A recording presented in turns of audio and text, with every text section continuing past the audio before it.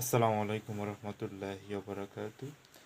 বাংলাদেশ জামাত ইসলাম ইসলামী দল না, এটা অনেকেই বলতেছেন, বিশেষ কইরা ইসলামী আন্দোলন বাংলাদেশ হাত পাখা তারাই কিন্তু একটু বেশি বলতেছেন, কারণ তারা জোট থেকে বেরিয়ে এগুলো জামাতের নামে বিভিন্ন ধরনের কথা বলতেছেন যাতে মানুষ জামাতকে বয়কট করে।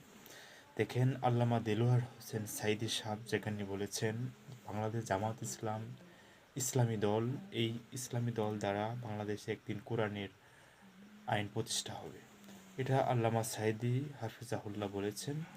তো ওনার মতো একজন ব্যক্তি যদি বলে যে বাংলাদেশ জামাত ইসলাম ইসলামী দল, সেখানে আপনারা সারাদিন যদি বলেন, এটা আমার মাথায় ঢুকবে না।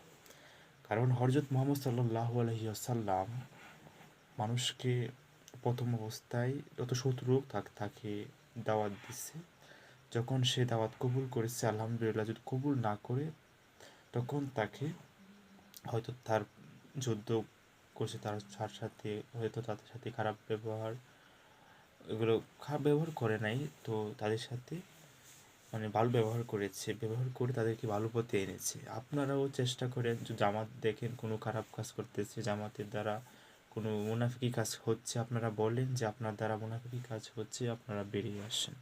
কিন্তু না, আপনারা তাদেরকে কিভাবে মানে ছোট করা যায় দেশের মানুষের সামনে, আপনারা সেগুলোই করতেছেন।